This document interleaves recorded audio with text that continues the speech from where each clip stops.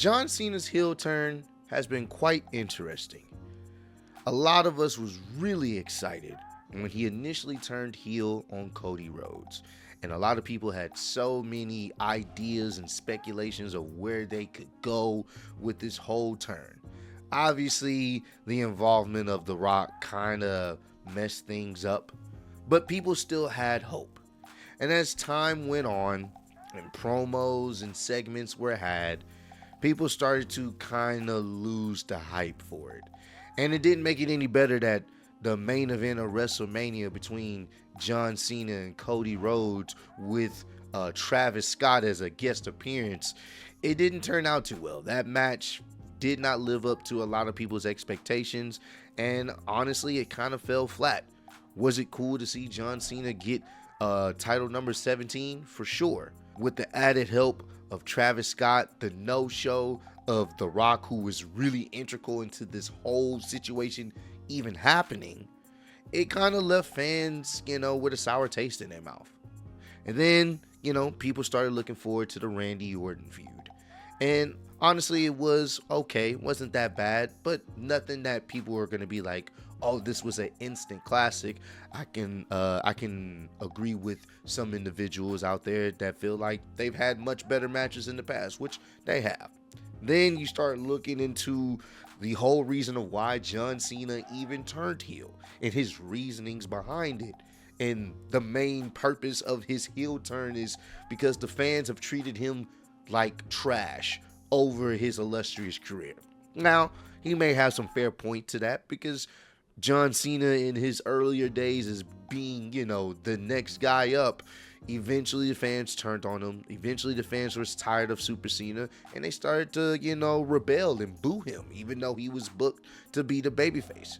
And to Cena's point, understandably, you can understand why, he would feel that type of way. That would be a justifiable reason to turn heel. To look at the last few years, John Cena has been getting cheered like crazy. Ever since he's been, doing this thing in Hollywood and he would come back here and there, he usually gets a huge pop and he usually gets a lot of love from the fans. The only time they would say anything is to say John Cena sucks in his, to match his theme music when he comes out. And honestly, that's in the same vein as when the fans chant "you suck" to Kurt Angle. It's kind of like this form of endearment. It's not even really the fans believing that he sucks. So these past few years, John Cena's been getting the most babyface love he has, and that's obviously because people have missed him, and he's not really on the shows that much. So when he does come out, people love him. So it kind of makes his whole point of, oh, he's turning heel, or he's giving up on the fans because the fans have given up on him, it kind of falls flat. And it still falls flat because guess what? The fans still end up cheering him. They'll boo him 1 minute, then they'll cheer him in the next. But what we got with this whole CM Punk and John Cena feud, I think that fans are starting to really change their opinion on how this heel turn has been going. All you have to do is look at the past few weeks. CM Punk's, verbal barrage to John Cena. They're back and forth. And now the whole John Cena's version of the pipe bomb that we got last night. I've seen a lot of people on social media saying this is the best promo that John Cena has done since turning heel. And he's had, some pretty solid promos. I love the promo he had with Cody Rhodes leading into WrestleMania. They had a nice back and forth. Really good. It's just the match didn't match up to the intensity of the words. But with last night's promo, with last night's, his energy, his vibe, what he was saying, how he was moving, I've seen so many people talk about it on my video, talk about it on other content creators' videos, talk about it on Facebook, Twitter, Instagram. A lot of people feel like this was the spark that John Cena's heel turn needed. It is ironic that it would be against CM Punk because I feel like they have a great story to tell, and they've always had a pretty good story to tell. It's just the roles have reversed. CM Punk was anti-authority. He was for the people. And John Cena was, quote unquote, for the people, but he was part of the establishment. He was the chosen one, and Punk wasn't. Now things have changed. Now it seems as if CM Punk is for the people. He's, quote unquote, the chosen one. While John Cena, he's not even anti-authority. He's just boasting himself. He feels like he's bigger than WWE at this point. He touts himself as the greatest of all time. And I think this is kind of where they probably should have taken this whole heel turn in the first place, in my personal opinion. Because going at the fans, you can do that, but I mean, we know this is his last run, so it makes it that much harder to kind of buy into it, if that makes any sense. Because people are going to want to cheer John Cena. So, instead of going the route of just this super evil villain that's going to ruin wrestling, which he can ruin wrestling in other ways, have him be this guy that touts himself. He's never really touted himself as the greatest of all time. Have him go that route. Have him talk a big game. Have him be braggadocious. And you don't even have to have him play into the crowd like that, because he doesn't care whether they cheer or boo him, because guess what? He's the greatest of all time. Something similar to what they did with Roman Reigns. Roman Reigns was the heel that the fans always wanted to see from him, and he came off believable. He came off cool. Yes, he would cheat and do nefarious things and have the bloodline always help him win, so he would get some heel heat there. But at the same time, he was cool, and there was people that didn't care that he cheated. And I think that's probably the route they probably should have went with John Cena in the beginning. Granted, there was other external factors like The Rock and Travis Scott, which kind of muddied up the waters there. But I think what we're getting with him now, especially with that promo we got last night with CM Punk, and how it was visceral, it was personal, and you believed more of what he was saying. The past promos of him shitting on the fans, even though a lot of the stuff he was saying made sense, at the same time you didn't believe it, because come on now, this is his last run. Come on now, like, you didn't really believe most of the stuff you were saying. It was true, but you didn't really believe it. You didn't really buy into it for the most part.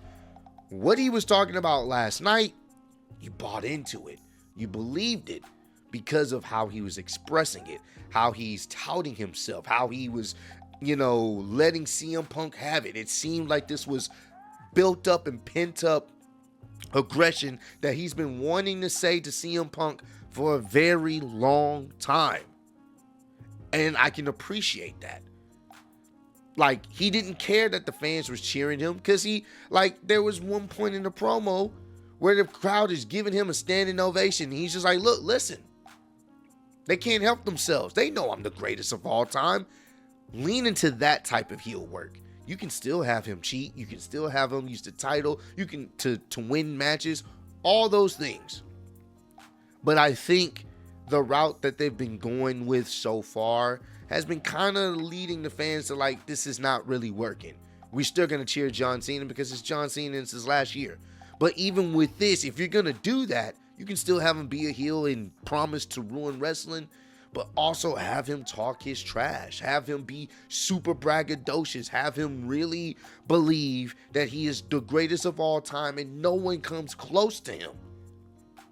And it works. And it's just one of those things where it's cool to see that a lot of people, including myself, have, felt like last night's promo was the spark this heel turn needed, because it was starting to go down a trend where it wasn't bad, but it wasn't, when you really thinking about it, you're not really thinking, this is really his heel turn, after so many years, this is what we're gonna get, What we got last night, I think, kind of aligns with a lot of people's mental idea of how they view John Cena as a heel. How would it go? And this is what it was. He was a verbal assassin.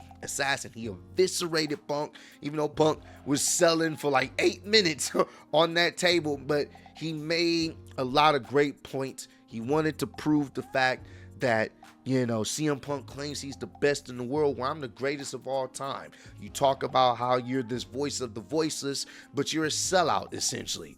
TKO owns you. You're making millions of dollars. Don't sit up here and act all high and mighty. Stop that. It only revolves around you, when in actuality it should revolve around me, the cool heel. Instead of just trying to shit on the fans, even though it makes sense to do that at certain points, but it's not believable because guess what? We know you're leaving at the end of the year, and people are still going to want to see you and cheer you. So how about we just turn up the egotistical side and go with that? And then there have been reports saying that there's some stuff lined up for next week's Go Home show and for Night of Champions between CM Punk and John Cena, which I am even more excited for this match after last night's promo. So, hey, man, I'm liking what, they did last night. Hopefully we can maintain this type of intensity from John Cena and, in his promos and his segments and whoever else he may end up facing in the future. It may end up being Cody at SummerSlam. I'm not really looking forward to it, but if there's a different version of him or this type of version of him, possibly, who knows, man. But I just wanted to make this video to kind of talk about that because I've been seeing a lot of people give a lot of praise to what John Cena did last night in that incredible segment, and a lot of people are saying this is the best promo run of his heel turn, and they've been enjoying what they saw last night and looking forward to seeing more of this version of John Cena, dialed in, locked in, and ready to eviscerate any and everyone if need be. So, but hey, comment down below, let me know, do you guys agree this was the best version of John Cena's heel turn we've gotten so far?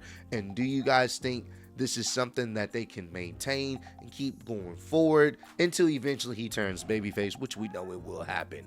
Let me know down below. But I appreciate all love, support. Road to 150K. Appreciate y'all kicking with me. See you on the next one. Peace.